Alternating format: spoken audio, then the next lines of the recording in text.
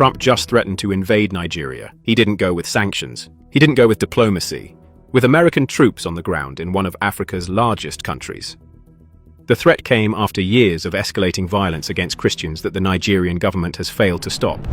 Over 50,000 Christians dead since 2010. More than 7,000 killed in 2025 alone. And now, President Trump is saying enough is enough. Within 12 hours of the threat going public, Nigeria's government fired back. President Bola Ahmed Tinubu rejected Trump's characterization. But the numbers don't lie. The violence is real. The deaths are real. And the question facing Washington is whether Nigeria's failure to protect its Christian population justifies American intervention. Trump's post on Truth Social was blunt. He threatened to send US forces into Nigeria, guns a-blazing, to eliminate Islamic terrorists killing Christians. He ordered the Department of War to prepare for possible action. The target? Groups like Boko Haram and ISWAP that have been slaughtering Christian communities with impunity. Secretary of War Pete Hegseth backed the threat immediately. Either Nigeria protects Christians, or we will eliminate Islamic terrorists who commit atrocities. So what happens now that Trump has made this threat? Could American forces actually invade Nigeria to stop what some are calling a Christian genocide? And why is Trump willing to risk a major confrontation over violence that Nigeria's government has refused to stop for years? To understand why Trump's threat matters, you need to understand the scale of what's been happening to Christians in Nigeria. Because the violence isn't some minor border skirmish. It's systematic, it's brutal, and it's been building for over a decade while the world largely ignored it. Since 2010, over 50,000 Christians have been killed in Nigeria by Islamist militant groups including Boko Haram, ISWAP, and Fulani militants. That's not a typo. 50,000 dead. In 2025 alone, more than 7,000 Christians were killed in just 220 days. That's 32 Christians killed every single day for 7 months straight. The attacks follow a horrific pattern. In June 2025, Fulani militants attacked the village of Yelwata, death toll estimates ranging between 100 and 200 people. Witnesses reported civilians burned alive, churches destroyed, women abducted and subjected to sexual violence. This wasn't combat, this was a massacre. And the Nigerian government's response? Largely ineffective. Repeated failures to protect Christian communities or hold perpetrators accountable have turned what started as isolated attacks into a crisis spreading through central and southern regions. Christian villages are being systematically targeted, churches are being burned, and Nigeria's security forces either can't or won't stop it. Trump's argument rests on this brutal reality. He's designated Nigeria, a country of particular concern, for religious persecution, placing it alongside North Korea, Saudi Arabia, Iran, and China. 2 US lawmakers, Representatives Riley Moore and Tom Cole, have been tasked with investigating what some are calling a Christian genocide in Nigeria. Evangelical groups have been lobbying Congress for years to take action. Now they've got the president's EAR, and Trump is responding. Nigeria's President Bola Ahmed Tinubu pushed back against Trump's characterization. The characterization of Nigeria as a religiously intolerant country does not reflect the national reality, Tinubu wrote. He pointed to constitutional protections and religious freedom guarantees. But constitutional protections don't stop machetes. Legal guarantees don't prevent church burnings, and Nigerian Christians watching their communities destroyed aren't comforted by government statements that ignore the reality on the ground. Tinubu claims the violence has deep-rooted social, economic, and ethnic causes, involving clashes between farmers and herders. He's technically correct. Nigeria is roughly divided between a Muslim-majority north and a Christian-majority south. The Fulani aren't technically a terrorist organization. They're pastoralists pushed south by climate change and desertification. But here's what matters. When herders' cattle trample Christian farmers' crops and farmers resist, the response isn't mediation. It's violence, and that violence overwhelmingly targets Christians. When migration routes are blocked, Christian villages burn. The pattern is clear even if the Nigerian government refuses to acknowledge it. Nigeria can frame this as a farmer-herder conflict all at once. That doesn't change the fact that Christian communities are being systematically attacked and the Nigerian government isn't stopping it. So why is Trump threatening to invade? The answer is straightforward. Evangelical voters are a core part of Trump's base. Stories of Christian persecution resonate deeply with them. And they're tired of watching administrations talk about religious freedom while Christians are slaughtered globally. By threatening military action, Trump is signaling that America will no longer stand by while Christian communities face genocide. It's a message that plays well domestically. But it's also raising a fundamental question. Does the United States have a responsibility to protect persecuted Christians when their own governments won't? There's also a strategic calculation at play. The United States is losing Africa. Not in some abstract geopolitical sense. Losing it literally. Niger expelled US forces in 2025. Chad revoked military cooperation agreements. Multiple African nations have told American troops to leave. Russia and China have been filling the void, offering military aid, building bases, and signing resource extraction deals. Trump's threat to Nigeria represents a dramatic shift. Under the Biden administration, the Pentagon moved toward less direct involvement in Africa. Trump's guns-a-blazing threat signals America is done asking permission. If Nigeria won't protect Christians, America will. But it's a risky gamble. Nigeria isn't Niger or Chad. Nigeria has 223 million people. It has Africa's largest economy, worth over $440 billion. It has a standing military of 143,000 active personnel. And it has regional influence through ECOWAS. A US military intervention in Nigeria would be unlike anything America has attempted in Africa since Somalia in 1993. That ended badly. Black Hawk down. 18 American soldiers killed in a single day in Mogadishu. The US pulled out shortly after. Nigerian officials remember, the Foreign Ministry's response emphasized sovereignty and constitutional protections. The message to Washington was clear. We're not your client state. Don't treat us like one. But sovereignty doesn't give Nigeria the right to allow Christian genocide on its soil.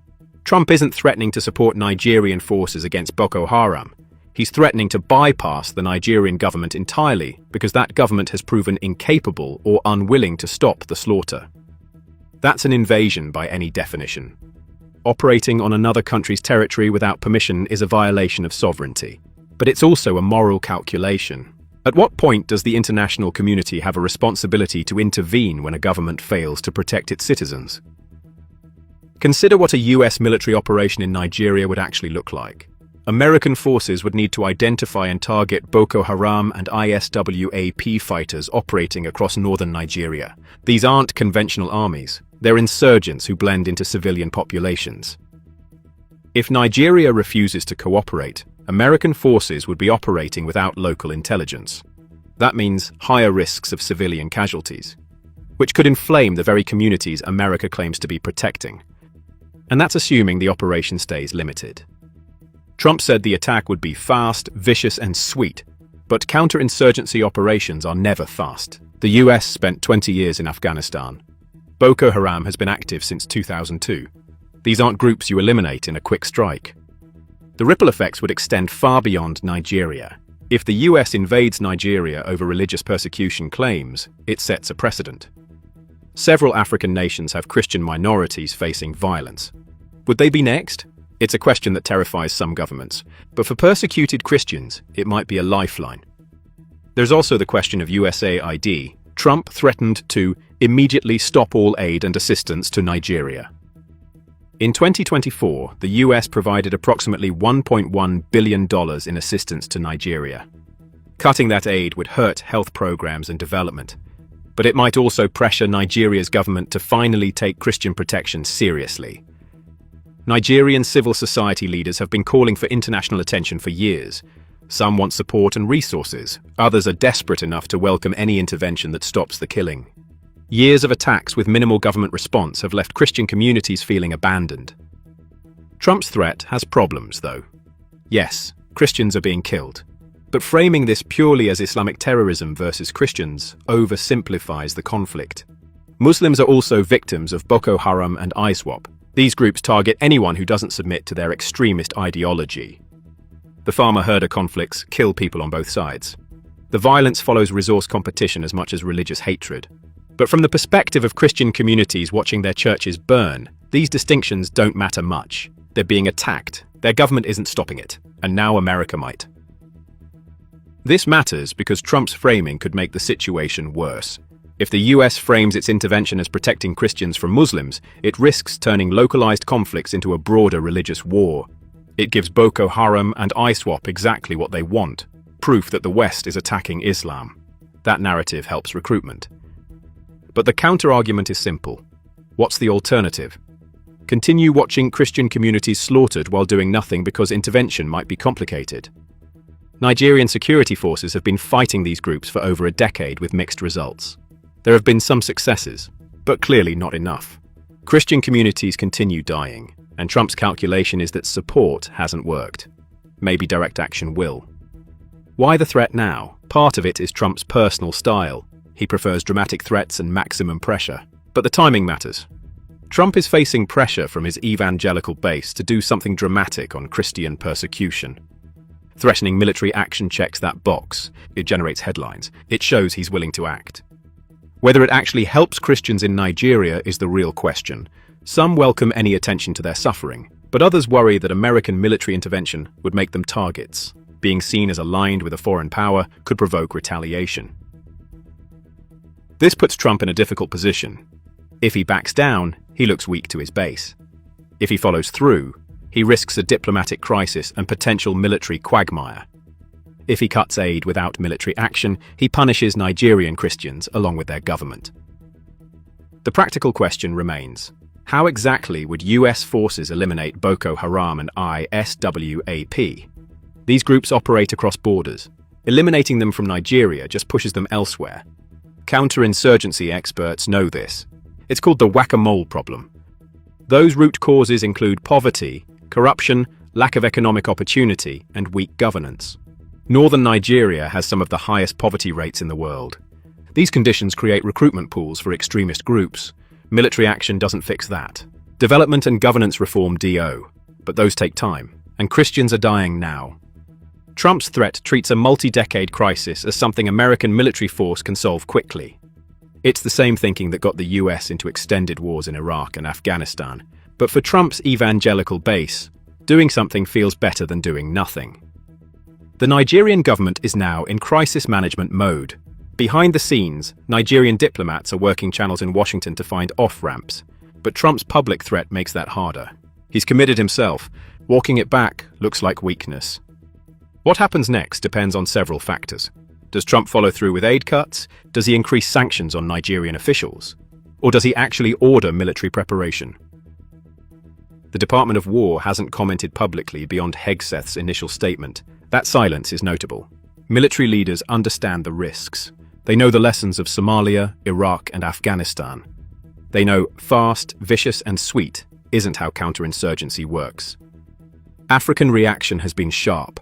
Social media across the continent lit up with criticism. Many see this as American imperialism. But for some persecuted Christian communities, it's the first time a major power has threatened real action on their behalf. Russia and China are watching carefully. Trump's threat plays into their narrative that America doesn't respect sovereignty. They can offer partnership without military threats, but they also don't intervene to stop religious persecution. The broader question is what this means for US-Africa relations. If this is how Trump handles Nigeria, what happens when other nations face similar crises? Does every outbreak of violence trigger military threats? That's not sustainable. But neither is watching Christian communities destroyed while doing nothing. Trump's threat exposed something fundamental about American foreign policy tensions. On one hand, sovereignty matters. On the other, human rights matter. When governments fail to protect their people, does the international community have a responsibility to act? For Christians in Nigeria, Trump's threat is complicated. It brings attention to their suffering, which is desperately needed. But it also risks making them pawns in a geopolitical confrontation. If US military action comes, they'll live with the consequences. The tragedy is that solutions exist.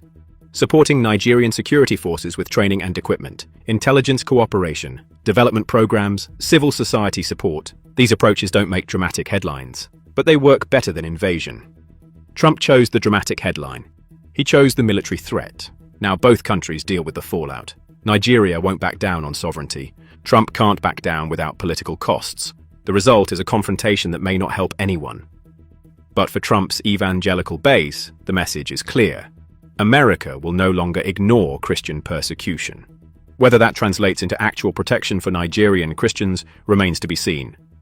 Africa is watching, and they're taking notes.